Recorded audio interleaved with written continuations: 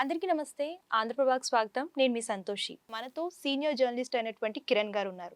నమస్తే సార్. నమస్తే మా. Okay sir. ఇంకా మోడీ గారు ఇంకా ఎలాంటి నిర్ణయాలు తీసుకునే అవకాశం ఉంది సార్ ఈ పాకిస్తాన్ పైన? ఆల్రెడీ ఇప్పుడు కొన్ని నిర్ణయాలు తీసుకున్నారు కదా. సింధు జలాలు కట్ చేయడం కావచ్చు, రకరకాల కొన్ని నిర్ణయాలు తీసుకున్నారు. వాటితోటే ఇక వాణిజ్యపరంగా పాక్ని ప్రపంచంలో ఏకాకించేయటమే లక్ష్యంగా పనిచేస్తారు.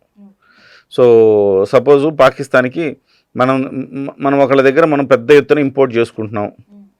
సో ఒక 100% వాడు బయటకు ఎక్స్పోర్ట్ చేస్తాడు అనుకుంటే ఆ ప్రోడక్ట్ని మనం 70% మనమే తీసుకుంటున్నాం.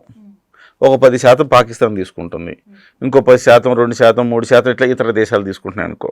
అలాంటప్పుడు మనది డామినేటింగ్ కదా.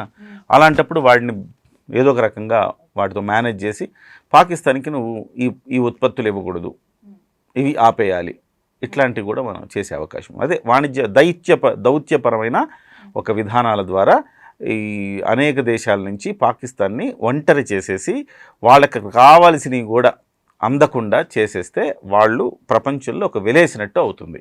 ఆ వెలేయడం కోసం ఏం చేయాలో అవి చేస్తారు. అవి చేసి తర్వాత ఇక ఫైనల్ యుద్ధం అనేది చివరి ఆప్షన్ అమ్మా. యుద్ధాన్ని మీరైనా నేనైనా కాంక్షించకూడదు. యుద్ధం జరిగితే వాళ్ళే కాదు కదా, మనం కూడా చచ్చిపోతాం కదా. మనవాళ్ళు కూడా వాళ్ళు ఒక 100 మంది చనిపోయారు అనుకోండి, 10 మంది అయినా మనవాళ్ళు చచ్చిపోతారుగా.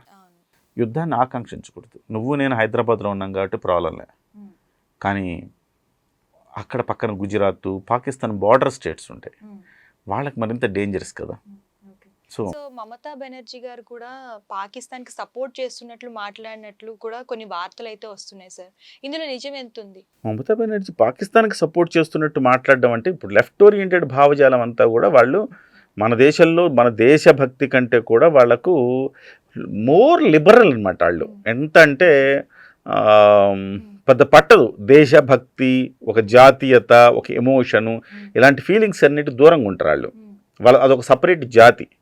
సో మమతా బెనర్జీ కావచ్చు, కాంగ్రెస్లో కొంతమంది కావచ్చు, వీళ్ళందరూ కూడా సపరేట్ జాతి అని చెప్పాలి. ఆ జాతి అది పాకిస్తాన్లో ఒక టీవీ ఛానల్లో జరిగిన చర్చలో మాట్లాడుతున్నది చాలా హైలైట్ అయింది. ఆ హైలైట్ ఏంటంటే మమతా బెనర్జీ మనకు సపోర్ట్ చేసే వాళ్ళు ఎవరున్నారంటే మమతా బెనర్జీ ఉంది, తర్వాత రాహుల్ గాంధీ ఉన్నాడు, తర్వాత అరుంధతి యాదవ్ ఉంది, తర్వాత ఎస్పీ సమాజ్వాదీ పార్టీ ఉంది. ఇలాగ చాలామంది మనకి సపోర్ట్ చేసే వాళ్ళు ఉన్నారు. సో మనకేం ఇబ్బంది లేదు అని అంటే మన దేశంలోనే చాలామంది వాళ్ళకి సపోర్ట్ చేస్తున్నారు. ఈ ఇండియా కూటమిలో ఉండే వాళ్ళందరూ ఆల్మోస్ట్ వాళ్ళకి సపోర్ట్ చేస్తారని భావిస్తున్నారు. వాళ్ళకి ఏంటంటే కంటగింపు మోదీ ఒక్కడే, బీజేపీ మాత్రమే కంటగింపు వాళ్ళకి. Thank you sir.